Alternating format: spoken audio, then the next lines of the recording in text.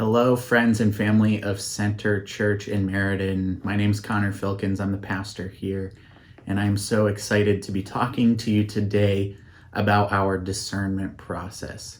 As part of the reason that I was called to Center Church was to lead you all through a discernment process, to help you figure out where it is that our church is going, what our future holds.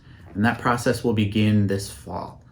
We will have various options for you to choose from to engage. We've got a survey that will be coming out, as well as a chance to speak with me one-on-one about your ideas, your hopes, your fears for the future, and how the recent past has shaped your engagement here in the present moment.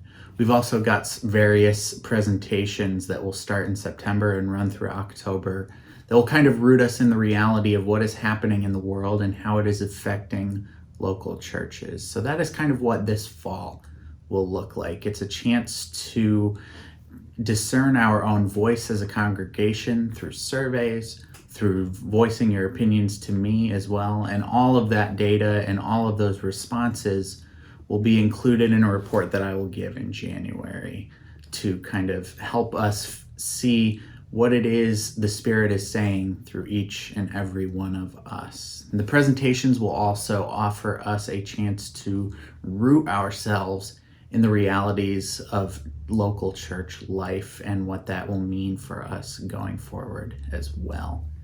In the spring, we will have various chances to continue conversations like that. We'll have several conversations that will be based on different aspects of the church: programming, worship, missions, inclusivity and open and affirming, and some other things as well, like how change happens in the church and what does change look like and how does it feel. So there'll be more opportunities in the spring as well to voice our opinions and voice our hopes and fears for the church. In the spring too, we will also be looking at what our options are. We've had several opportunities for our church leadership last year with Reverend Susan Murtha to kind of look at what some of the options are, and we are going to build off of that good work in the spring as we revisit what the quote-unquote lanes are for us to choose. We'll present those and we will announce those later in the fall. Those will be coming down the line, but if you're already familiar with them, you kind of have an idea as to what those are. If you don't, do not worry. Those will be coming very soon, and you will get them in ample time to start reviewing kind of what they mean. And we will present on each and every option ahead of us. I'll have 4 or 5 presentations in the spring that will go over each option that we kind of have laid at our feet. And those presentations will compare and contrast what it would take for each option with what we have to say as a community. What does the data that the survey has kind of shown us and those conversations have shown us, how does that compare and contrast with what it takes for each lane that we might have to choose from? And hopefully through these presentations and through discussion as a church, we'll start to begin to build some sort of a consensus as to which path that lies ahead is the best path for this church and this community. And that is something that ultimately will be the most important thing to remember, is this community. What is best for each and every one of us as a whole, rather than what each individual want or need is. We are a faith community first, made up of a whole group of diverse, amazing individuals.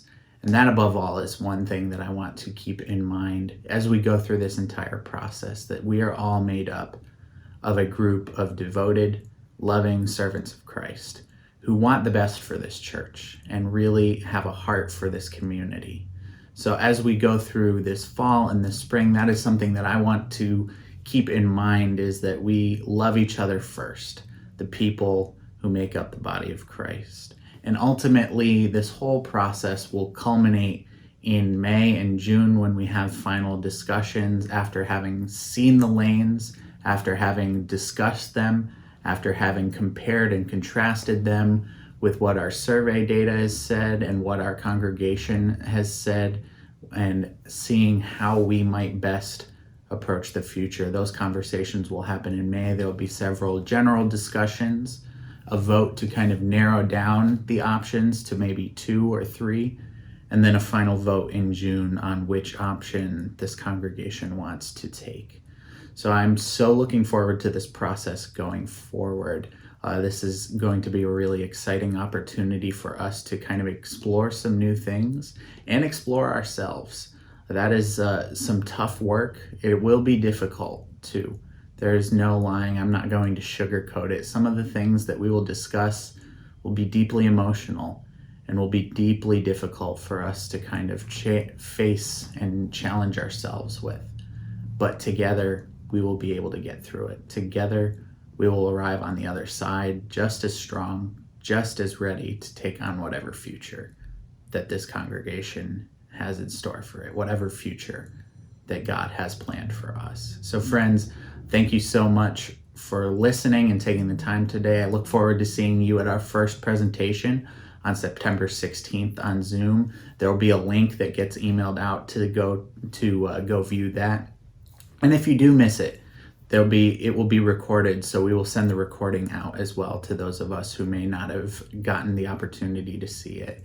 And keep an eye on our virtual worship page as well. There will be several options for you to view pre-recorded events like that. So keep an eye out there. And friends, I'm so looking forward to this process, and I hope you are as well. And I am very much excited to take this journey with you. God bless.